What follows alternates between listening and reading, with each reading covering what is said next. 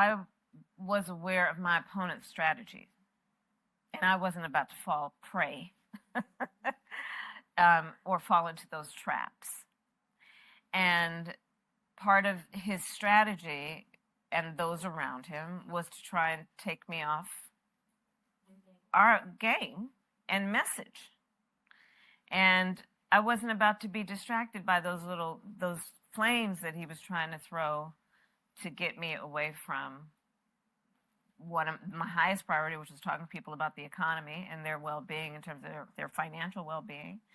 And so I understood the game that was being played, and I made a decision that I wasn't going to get played. And chess, not checkers. Got it. Chess, not checkers. Yeah, three-dimensional chess. I'm telling you, you know. I didn't realize it took 3D chess to get this result, guys. I didn't realize. I wasn't about to get played. It looked like you did. You lost, right?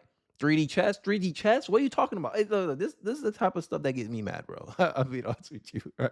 I'm that guy. Like, if we're playing basketball and you're swearing you're the next coming of Michael Jordan, and I already seen you play, and I'm like, yeah, bro, you ain't him. I'll be the guy that comes to humble you, right? That's just how I am from my nature. And as you saw from the intro, I don't know what kind of I don't know what kind of Kool-Aid or hype that Kamala Harris has been drinking. I don't know what it is. And this is my criticism for Black liberal women, because I honestly believe they cannot see themselves or their fellow sisters objectively. Hey, she was a bad candidate. She was an awful candidate. And I talked about this extensively during the election, during 2024. If you've been following my channel for a long time, I don't know how many videos I came out criticizing how ineffective Kamala Harris was. I brought back stories from her 2020 days when she was running as a candidate for 2020 against Joe Biden, and how she squandered that, how she lost that. I showed you clips of how CNN themselves even admitted that one of the reasons why Kamala Harris lost before the first primary vote of 2020, when she was forced to drop out, was the fact that she did not know how to communicate to non-Democrats, because she's so used to just communicating to Democrats. Because that type of stuff, like she just said in the intro, if you're a Democrat, you're open to what she had to say there. If you're a non-Democrat, you're looking at her crazy, like, what 3D chess? It don't take 3D chess to lose like this.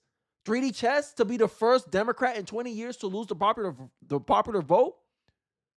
3D chess for you to be the second woman Democrat Democrat representative to lose to Donald Trump. That's the kind of history. That's the kind of 3D chess you had to do. Huh. I didn't know you had to do 3D chess. I didn't know you had to have careful strategy, but it makes sense. I mean, if you only have 107 days to run for president of the United States, wouldn't you take every interview possible to get your name and your face and your image out there as far and as fast, as wide as possible across the USA? Oh, wait, what? What was that? Kamala Harris, her first month after being nominated as a Democrat nominee, she didn't want to take any interviews? But she ran a perfect campaign, is what these Black liberal women will tell you.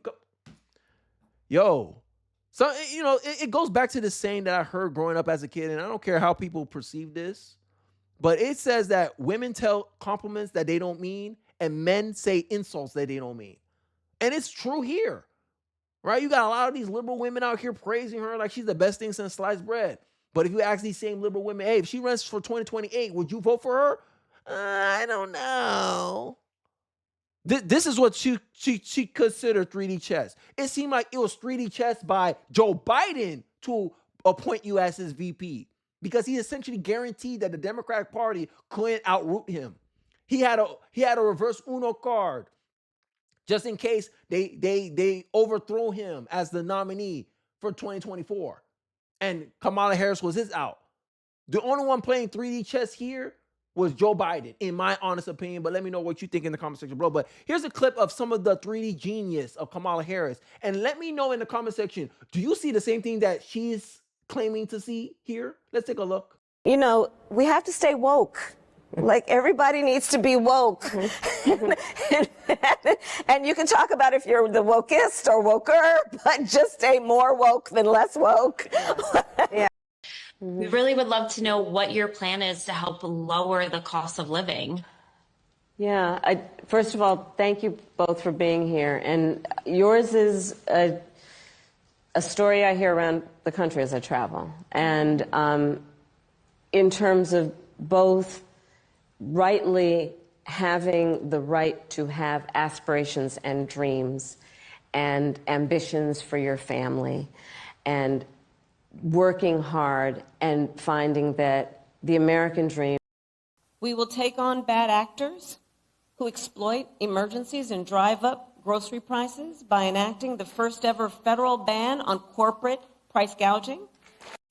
I profusely apologize for making you guys go through that. I am sincerely sorry. Please don't dislike the video because I made you rewatch and listen to Kamala Harris again and her word salad, right?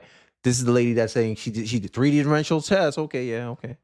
I understood the game and I wasn't going to be played. No, you were played the moment you accepted being VP for Joe Biden. That's when you lost. I'm just being honest. That's when Kamala Harris lost. Because I believe before Kamala Harris became vice president for Joe Biden, I think many people had a different opinion about Kamala Harris. I was being honest. I'm just being honest with you. Based on what I understood, people had a different opinion of Kamala Harris before she accepted the VP job. During the job and after the job, her opinion went a whole complete 180. Some can even make the argument, hey, Kenny, no, the moment she ran for president in 2020 is when people had a different opinion on her. I say, hey, but she sounded more competent in 2020 because she could have been her true self there. She was a progressive, one of the most progressive Democrats, right? From a deep blue state like California. Yeah, she was her true self. But here in 2024, Joe Biden, hey, look, I'm standing on business here. Joe Biden played 3D chess here. There's no daylight between me and you. That's what Joe Biden told Kamala Harris. And Kamala Harris even admitted in her book, The 107 Days, that she felt handicapped by that. This is the candidate that rose more money than any candidate in history of politics. She rose $1 billion, $1 billion, $2 billion. Kamala Harris. And she still found a way to be $20 million in debt. And you wanted her to manage the federal government's money? You wanted her to run you wanted her to be in charge of federal spending? She rose almost $2 billion. And she still found a way to be in debt. Campaigning, and what it got her. Getting mollywopped by Donald Trump, losing all 7 swing states. Hillary put up a better fight than what Kamala Harris did. In my estimation, Kamala Harris is one of the worst Democratic candidates to run for office in a very long time. It takes a special kind of intelligence. It takes a special type of 3-dimensional thinking to get the kind of outcomes that Kamala Harris got. And then, here's the even biggest thing. There's people that said that she ran a perfect campaign. Oh, it was unfair that she only had 107 days. No one told Kamala Harris to run. No one told you. Yeah, you could have been endorsed by Joe Biden, but Kamala Harris could have been like, nah, I don't want the job. I don't think this is not my time. Let someone else have it. And I'm always going to say this. The smartest thing Gavin Newsom ever did was not try to fight Kamala Harris for 2024. And I talked about this. I said, no smart Democrat is going to try to take it away from Kamala Harris because they saw the disadvantage. I only got 107 days to run against Donald Trump, who this is his 3rd time running for president. Yeah, here you go, Kamala. You can have this one, right? And the reason why I'm bringing up Kamala and, all this other stuff, I don't know if this video is going to get copyrighted, but I don't give a damn right at this point. But you're going to hear something from Charlemagne, the rapper, or the comedian, the guy. I'm going to call him the guy. I'm not going to call him the god. No, that's blasphemous. But he's going to talk about his honest opinion about what the Democratic Party need. All right, and you already know where I'm going with this because I just bring a liberal woman. I just started finishing talking about liberal woman. You got this liberal black man out here. He's going to say something about the liberal women. Jasmine Crockett is coming up in this conversation. But he believes that the Democrats need to shift and get behind Jasmine Crockett. Yes, Jasmine Crockett, as the leader of the Democratic Party, even though when she ran for leadership in Congress, she lost. Or no one wanted to elect her because the commentary in the inner workings of Democratic politics was that Jasmine Crockett isn't a team player. Hey, That's what Democrats say about Jasmine Crockett. This is not just my commentary, and this is why I'm saying that it's like there's no political strategy here. I'm just being honest. I think Democrats legitimately think that they can just run on emotionism, and Republicans bad. I think that they think that strategy will make them competitive in every election. And I'm starting to try to shift the narrative about that. The American voter don't care about all that. They care about results. Hey, can you deliver something? Okay, why your solution is better than the Republican solution? Oh, wait, you're not a fascist, you're not a racist, you're not a white supremacist. I don't care about all that. We don't care about name calling here. We care about what you're going to deliver here. That's kind of the focus that I'm starting to notice with the American voter. But without further ado, I think I ranted on long enough about the copium from these Kamala Harris supporters. I want to hear what Charlamagne has to say. And let's get into more why some of the things he's saying is a bad idea. Let's get into it. Jasmine Crockett is actually what the Democrats should be leaning into, like, because she is a phenomenal messenger. And some people just got it. Like, some people just have a different anointing on them. You don't know why certain people, cause folks to gravitate towards them. To me, now I get that, but everything he's saying does not apply to Jasmine Crockett in my estimation. Now, maybe it works for, other liberal women. And, I just saw a white liberal woman kissing Jasmine Crockett's feet, right? Like bowing down to her. Like it was some weird stuff. And Democrats have the gall to call conservatives, people in MAGA, a cult. Yeah, okay. Yeah, we don't got white people on our feet kissing us. And like, nah, I'm good, G. Like this is what I'm talking about. Every accusation is a confession on the Democrats. I'm just taking that you can take that to the bank, right? But I don't think Jasmine Crockett got it like that, because if you run, hey, you know me, I'm always put your money where your mouth is. If you truly believe that about Jasmine Crockett, have her run for 2028. Go for it. I think she's old enough. Go ahead. Go put her. Hey, run for Senate in Texas. Go ahead. Go do your thing. Hey, let's see. Because at the end of the day, I'm making claims. You making claims. You have your theories. I have my theories. You have your opinions. I have my opinions. But at the end of the day, I'm willing to test my opinions. Hey, let's test it out in reality. Let's see how it goes in reality. Because I think the reality is Jasmine Crockett is only appealing to a very niche segment of voters. And I think that's the source of her popularity. But I don't think she's actually effective when you want to talk about national outcomes like elections, right? And I don't think she's the leader that the Democrat Party needs. I think the Democrat Party needs a Fetterman more than a Jasmine Crockett, right? And that's one of the criticisms that Stephen A. Smith launched at Jasmine Crockett before he folded and apologized over nothing. Valid criticism. Stephen A. Smith was trying to make Jasmine Crockett the thing that Charlamagne thinks she is now. If Jasmine Crockett had listened to Stephen A. Smith and actually applied what Stephen A. Smith was criticizing for and actually adjusted, she could possibly have been what Stephen A. or Charlamagne thinks that she could be for the Democratic Party. But, change is uncomfortable, right? She didn't want to change. She wanted to stay the ghetto Democrat. Okay, stay the ghetto Democrat. But you ain't going to be effective, though. And that was the biggest criticism I have of Jasmine Crockett. She's not as effective as many people claim she is. She fundraised, sure. But look at Texas, where she's a congresswoman for. Her district, year after year after year, less of her constituents are voting for the Democratic Party. That's a problem. This is why she gets criticized as not being a team player. And I'm seeing them repeating the same mistake with Jasmine Crockett that they did with Kamala Harris, and this is why I'm making this video. Let's continue. It's more than Jasmine Crockett having that moment with Marjorie Taylor Greene when she was like bad bleach body or whatever it is. Like if you watch her in these. Hey, look, I'm gonna be honest with you, right? I'm speaking as an American here. That was only funny for black people, right? If you're a non-black American, you saw that, you just saw it as like, this is what a Congress has resorted to. Like, let me know in the comment section.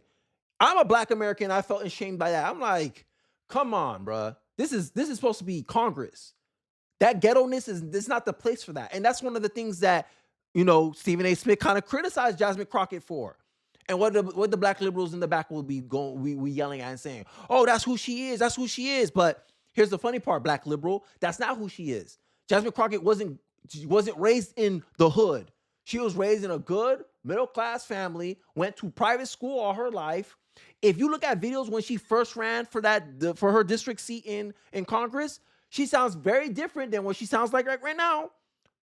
And this is why I'm talking about the performativeness of this stuff. Jasmine Crockett is fake to me. She comes across fake.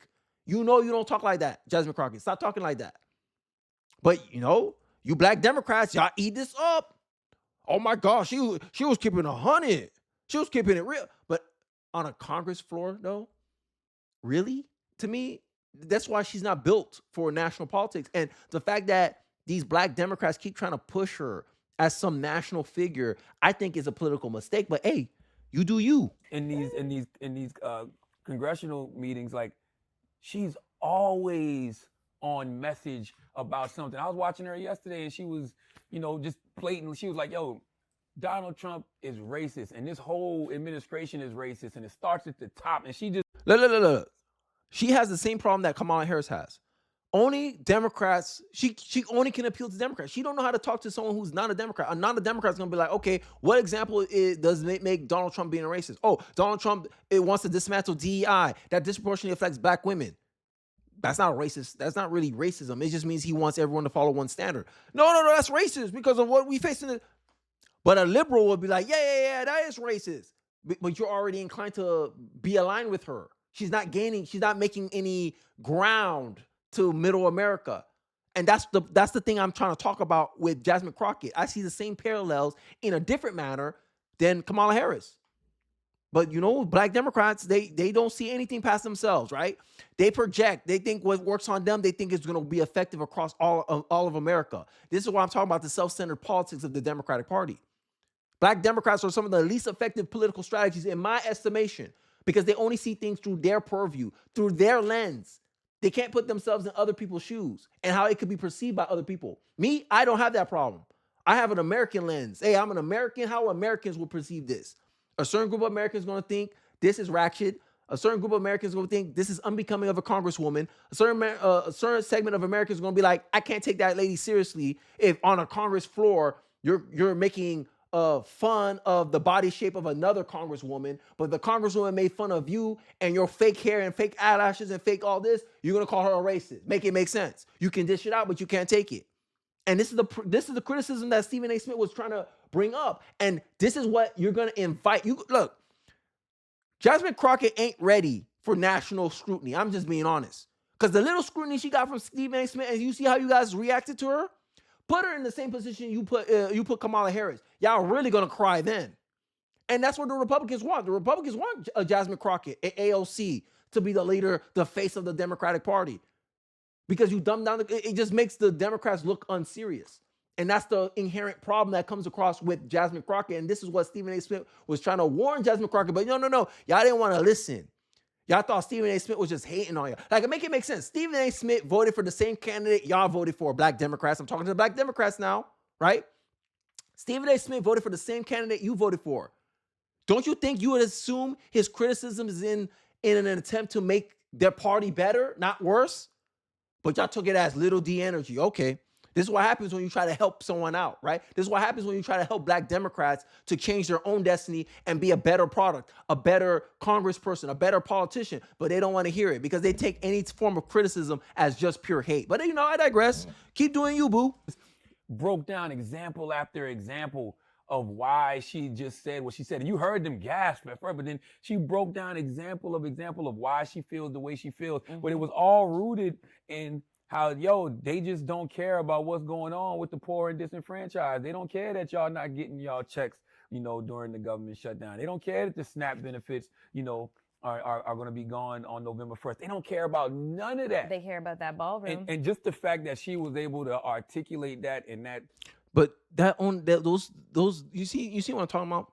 Those talking points only work on Democrats. They don't work on middle of the road people. They don't work on middle America. Because middle America is going to ask you questions.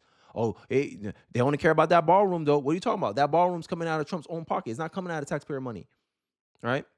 Obama renovated some stuff. Y'all wasn't tripping about that, but y'all here being fake, right?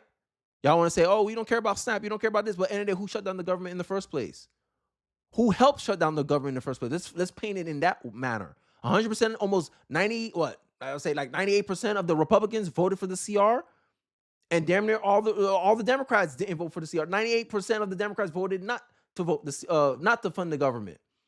But it's You trying to shift the blame on Republicans. And this is how a lot of Democrats, especially these people who only exist in their little spaces, in their little echo chambers, right? Because anytime I see Charlemagne come outside of that echo chamber, he gets wrecked every single time because he don't have experience of people pushing back or questioning preconceived notions that he have. Oh, they care about that ballroom though.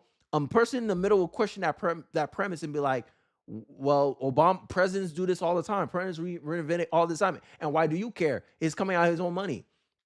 Why do you care? Trump's the president. Trump's out here doing president things while your people in the Senate can't get a resolution in place.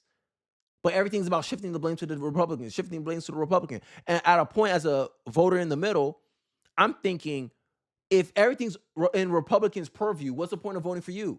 And that's something that Democrats invite. Right? Well, I just finished doing a video how unpopular Chuck Schumer is, right? How he was supposed to look like a fighter, but people are still complaining that the Democrats haven't fought enough. And I always ask, at what cost?